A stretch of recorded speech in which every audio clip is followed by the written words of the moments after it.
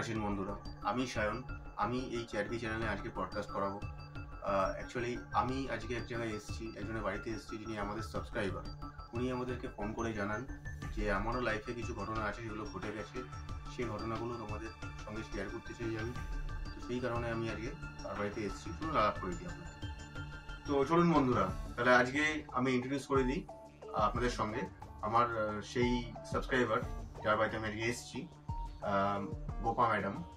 তো বলুন ম্যাডাম, আপনার সঙ্গে কি কি ঘটেছে সেটা একটুখানি বলুন। আমি আমার মামার সম্বন্ধে বলতে চাই। আমার মামা হচ্ছে আমার মায়ের মেজ ভাই। আমার মায়েরা হচ্ছে 10টা ভাই বোন, তার মধ্যে মামা হচ্ছে মেজো। তা মামা, আমার মেজো মামা এখানেই থেকেই ছোট থেকে বড় হয়। মাই চাকরি বাকরি দেয়, এমনকি বিয়েটাও মা দেয়। তা হঠাৎ একদিনের জ্বরে আমার মামা মারা যায়। তখন করোনা ছিল। মামা মারা যায় করোনা 2 বছর আগে। তা এরকম ওকে দেখতে দেখতেও খুব সুন্দর ছিল, বেশ লম্বা চওড়া ফর্সা, হ্যাঁ, মাথায় বেশ ঝাঁকড়া ঝাঁকড়া চুল ছিল। তা আমরা বুঝতে পারিনি যে হঠাৎ করে মামার এরকম মারা যায়। মামা হঠাৎ একদিনের জ্বরেই মারা যায়। হঠাৎ করে জ্বর হয়েছে, ওকে হসপিটালাইজ করা হয়েছিল এইখানেই আমাদের সামনে সাগর দত্ত কামরা। মানে তার আগে কোনো কিছু মেডিকেল হিস্ট্রি কিছু না, হঠাৎ তাকে এরকম জ্বর হয়েছে দেখে তখন তাকে হসপিটালে নিয়ে যাওয়া হয়েছিল। কামারহাটি সাগর দত্ত হসপিটাল আছে আমাদের সামনে, ওখানে নিয়ে যাওয়া হয়েছিল। তখন তো এরকম করোনা ছিল না, তখন জ্বর হলে কোনো আমাদের ভয় ছিল না, যে জ্বর হয়েছে ওর আবার ঠিক হয়ে যায়। হ্যাঁ, তারপরে যাই হোক গেছে। তা আমরা জানি যে ও আবার সুস্থ হয়ে বাড়ি ফিরবে। এমনকি ও হিমানিতে চাকরি করতো, ওখান থেকে যখন ওর অফিস কলিগরা ওকে ফোন করেছিল, ও অফিস তখনও ফোন করে বলেছিল আমি কালকে গিয়ে জয়েন করবো। তার মানে ওর আকাঙ্ক্ষাটা হয়তো ছিল, ও যে মরে যাবো নিজেও ভাবতে পারিনি, এরকম একটা ব্যাপার। হ্যাঁ, একটা স্বাভাবিক জ্বর হয়েছে, জ্বর থেকে কেউ মারা যেতে পারে, মানে এখন যেমন করোনাতে একটা মানুষের ভয় হয়ে যায়, এখন জ্বর হলে আমরা কত করি, কিন্তু তখন তো আর এটা ছিল না, যার জন্য কেউ আর ওটা নিয়ে অত কিছু ভাবেনি। ভাবতে জ্বর হয়েছে আবার সব ঠিকঠাক হয়ে যাচ্ছে। আগে জ্বর হলে মানুষ অত গুরুত্বই দিত না, ওই একটা প্যারাসিটামল খেলেই হয়ে যেত, হয়ে যেত। হ্যাঁ, সে যাই হোক।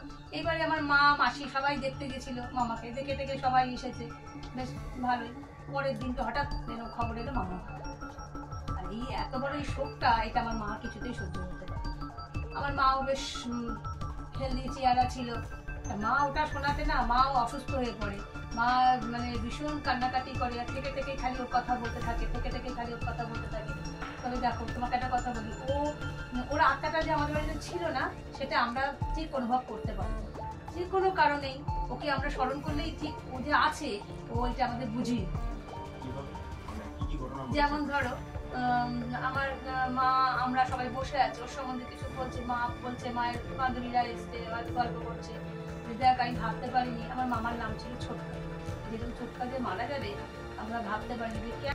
খাটে বসে বসে আমাদের কাছের জানলা, হ্যাঁ, খাটের সঙ্গে জানলা লাগানো, তা আমরা এরকম ওর সম্বন্ধে কোনো কথা বলছি যে এরকম কি করে যে মারা গেল, হঠাৎ করে একদিনের জন্য একটু ভাবতে পেরেছে বলো মারা যাবে, এরকম খবর। হ্যাঁ, বলতেই দেখলাম যেই জানার দিকে তাকিয়েছি, দেখছি কি একটা সরে গেল, ওরকম ঠিক লম্বা চওড়া, ওরকম মাথাটা চুলটা ঝাঁকা ঝাঁকা চুল। এমনকি শুধু আমি একা নয়, আমার সঙ্গে সঙ্গে খাটে যারা ছিল, মায়ের বান্ধবীরা, মা, সবাই খাটের দিকে, ওই কাছের দিকে যখন চোখ যায় প্রত্যেকেই দেখে, সবাই তো আমাকে কি বলবে, না ওখানে কোনো কাঠের ছায়া করতে পারে, ওটা সবসময় পরিষ্কারই। আর কাঠের জানলাগুলো আমাদের পরিষ্কার, অন্য টাইম হলেও তো সেটা করবে। গাছ নেই, সামনাসামনি কোনো গাছ নেই। ওর সম্বন্ধে কথা বললেই আমরা কিছু না কিছু অনুভব দিত যে আমি আছি। দিনের একটা ঘটনা বলে চলো, এরকম পিঠে হচ্ছে, পৌষ পার্বণ পিঠে হচ্ছে, আর মা তখন পিঠে করছে আর বলছে যে দেখ কত ভালোবাসে।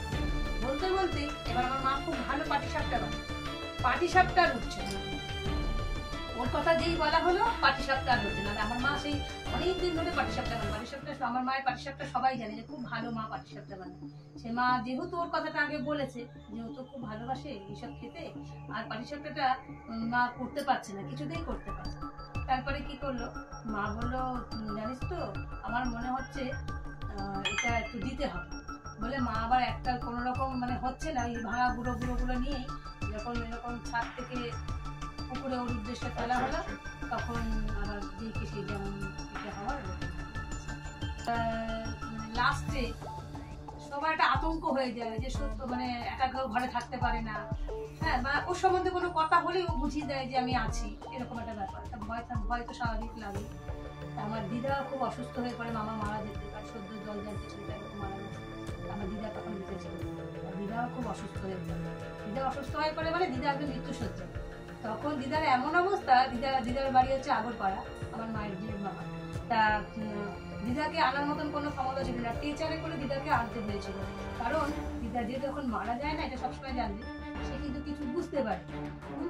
দিদা তখন বুঝতে পেরেছিল যে আমার ছোটকা, আমার মামার নাম ছোটকা, যে ওর আত্মাটা ওই বাড়িতে আছে। যদি আমি ওখানে না যাই, মানে দিদা না আসে, তাহলে আমাদের কারোর ক্ষতি হবে না, দিয়ে মরে যায়। সেটা তখন বুঝতে পারি না যে সে কারোর ভালো করছে কিনা, সে তার দিকে তাকে টানতে চায়।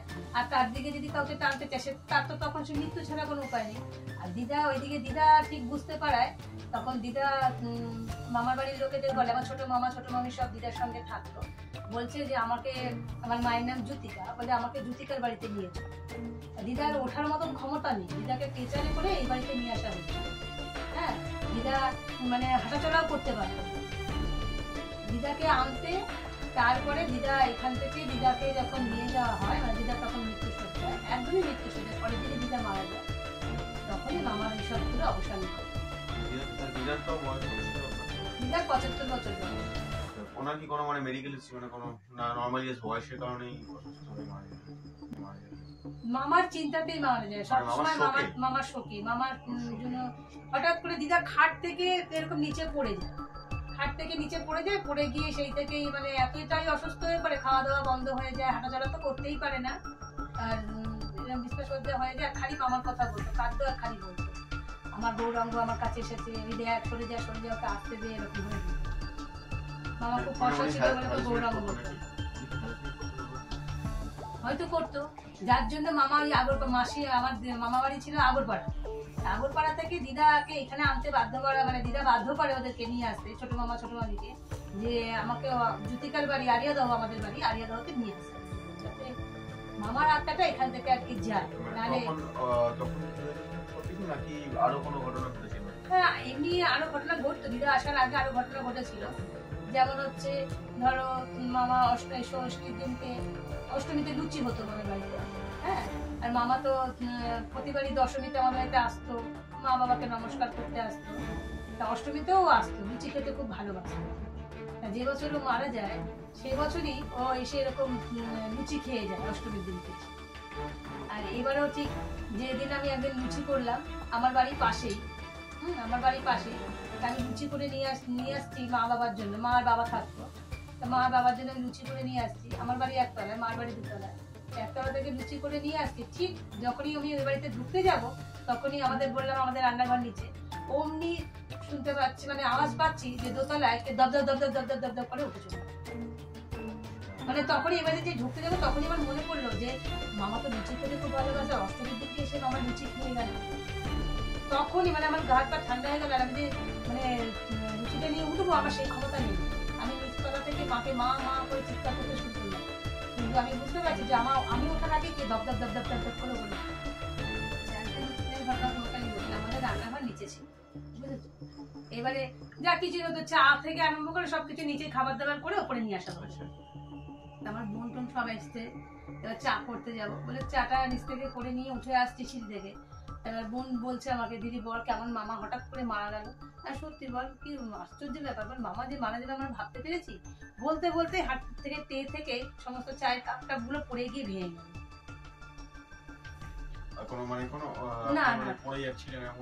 না কিচ্ছু না, হঠাৎ করে উঠছি, ও আমাকে বলছে, আমি শুনছি, আর আমরা ভাবছি যে সত্যি তো কি করে মারা গেল এরকম হঠাৎ করে মামা। আর বলতে বলতে কাপগুলো পড়ে গিয়ে পুরো ঝরঝর করে ভেঙে গেল, চা গুলো পড়ে গেল সব সিঁড়িতে। এখন সবকিছু সমাধানই মানে এই হয়েছে। হ্যাঁ, এখন সব ঠিকঠাক করেছে। আপনার দিদা মারা যাওয়ার পরে দিদা এখান থেকে মানে হয়তো বুঝতে পারে, তাই দিদা এখানে এসে হয়তো ওর আত্মাটাকে এখান থেকে সরিয়ে নিয়ে গেছে, যার জন্য আর এখন আর আমরা অতটা। আপনার দিদা কি এখানে এসে শেষ নিঃশ্বাস ছেড়েছিলেন আপনার বাড়িতে? না, দিদা এখান থেকে আগরপাড়াতে গিয়ে শেষ নিঃশ্বাস ত্যাগ করেছিল, কিন্তু এখান থেকে গিয়ে বেশি দিন বাঁচে। আচ্ছা, এখান থেকে গিয়ে তোমার 2 দিনের মাথায় দিদা মারা যায়। মানে এরকমটা হতে পারে যে যে আত্মারা এখানে এই ঘরের ভিতর স্টাক হয়েছিল বা যিনি ছিলেন এখানে হ্যাঁ। আপনার মামা ওনাকে উনি নিতে এসেছিলেন হয়তো ওনার হ্যাঁ সাথে হ্যাঁ, সকলে কারণ ছিল। মামা দিদাও তখন মৃত্যু সজ্জায় হ্যাঁ আর কি। এরকম হয় আসলে, হ্যাঁ এরকম হয়ে থাকে অনেক সময়। তারপর উনি ওনার বাড়িতে ব্যাক করে আর ওনার কিছুদিন পরে মিলিয়ে কিছুদিন না, 2 দিন বাদেই সে মারা যায়। দুদিন পরে মারা যায়। মারা যায়। আচ্ছা দিদার কথাবার্তা বন্ধ হয়ে গেছিল, একদম কিছুই বলতো না, চুপচাপ 2 দিন পুরো স্তব্ধ ছিল, একদম শুধু তাকিয়ে থাকতো। তারপরে দিদা শেষ নিঃশ্বাস ত্যাগ করে। তো বন্ধুরা, এই ঘটনা আসলে তোমাদের কেমন লাগলো কমেন্ট বক্সে জানিও আমাদেরকে, আর এটাও জানিও যে তোমরা এই ঘটনার কোনো ব্যাখ্যা খুঁজে পেলে কিনা। বেসিক্যালি আমাদের চ্যানেল কিন্তু কোনো রকম অলৌকিক শক্তি বা কোনো ভূত প্রেত এগুলো কিন্তু প্রমোট করে না। আপনারাই জানান কমেন্ট বক্সে যে এই ঘটনাটা আপনার কেমন লাগলো আর এর কি ব্যাখ্যা আপনি দিতে পারছেন। এইখানে আর কি ভিডিও সমাপ্ত, আবার দেখা হচ্ছে আপনার সঙ্গে।